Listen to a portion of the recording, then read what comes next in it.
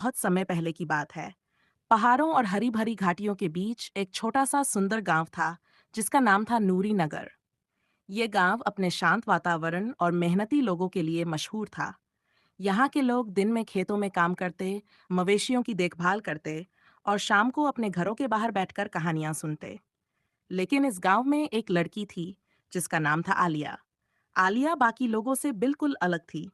जहां दूसरे लोग अपनी छोटी सी दुनिया में खुश रहते थे, वहीं आलिया के दिल में हमेशा कुछ बड़ा करने की चाह थी। उसे लगता था कि इस गांव से बाहर कोई और जादुई दुनिया है, जिसे देखना उसका सपना है। रात का समय आलिया को सबसे ज्यादा अच्छा लगता।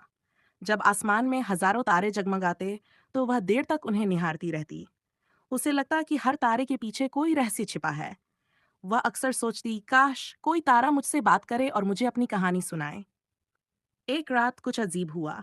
आलिया ने देखा कि एक चमकता हुआ तारा धीरे धीरे आसमान से उतर रहा है। पहले तो वह डर गई, लेकिन थोड़ी देर बाद उसकी आंखें आश्चर्य से फैल गईं। वह तारा उसके आंगन में आकर ठहर गया और तारे की चमक से एक सुंदर परी प्रकट हुई, जिसका नाम था नूरीन। नूरीन मुस्कुराते हुए बोली, आलिया, तुम्हारे दिल की तड़प और सपनों की पुकार ने मुझे यहाँ खींच लाया है। अगर तुम चाहो तो मैं तुम्हें एक ऐसी जगह ले जा सकती हूँ जहाँ इंसान के सपने सच हो जाते हैं, लेकिन उस राह में धैर्य और हिम्मत की जरूरत होगी। आलिया की आंखें चमक उठीं।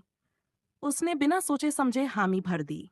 अगले ही दिन वह नूरीन के साथ एक लंबी यात्रा पर निकल पड़ी। यात्रा आसान नहीं थी।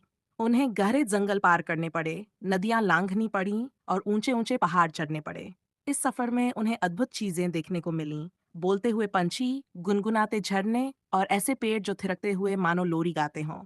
कई बार आलिया थक जाती, लेकिन नूरीन उसे समझाती, सपनों की वादी उन्हीं को मिलती है जो अपने दिल पर भरोसा रखते हैं। कई दिनों की कठिन यात्रा के बाद वे एक सुनहरे किले तक पहुंचे। ये किला सपनों की वादी के बीचों बीच बना था। इसकी दीवारें चांदनी की तरह चमक रही थीं और अंदर रंग बिरंगे फूलों के बाग थे। हर फूल से न सिर्फ खुशबू बल्कि संगीत भी निकल रहा था। आलिया की आंखें आश्चर्य और खुशी से भर गईं। किले के भीतर पहुंचते ही आलिया ने महसूस किया कि उसका दिल हल्का हो गया है। उसे वहां एक ऐसी शांति मिली जो उसने कभी महसूस नहीं की थी। तभी उसके सामने एक सुंदर किताब प्रकट हुई। उस किताब के हर पन्ने पर आलिया के अपने सपने लिखे थे। दूर दराज की यात्राएं, नए लोगों से मिलना और खुशियों से भरी जिंदगी। नूरीन ने आलिया से कहा, अब यह सब तुम्हारे हाथ में है, लेकिन याद रखना, सपनों की असली कीमत तब है जब तुम उन्हें दूसरों की जिंदगी को रोशन करने के लिए इस्तेमाल करो।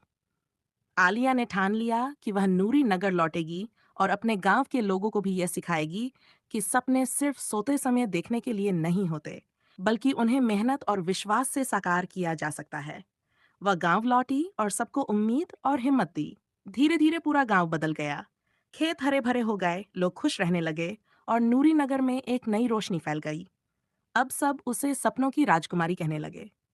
रात को जब भी आलिया थक कर सोती, तो वह आसमान की ओर देखती। तारे उसे आंख झपकाकर याद दिलाते कि वह अब सपनों की वादी की सदस्य है। उसकी नींद हमेशा शांत और सुंदर सपनों से भरी रहती।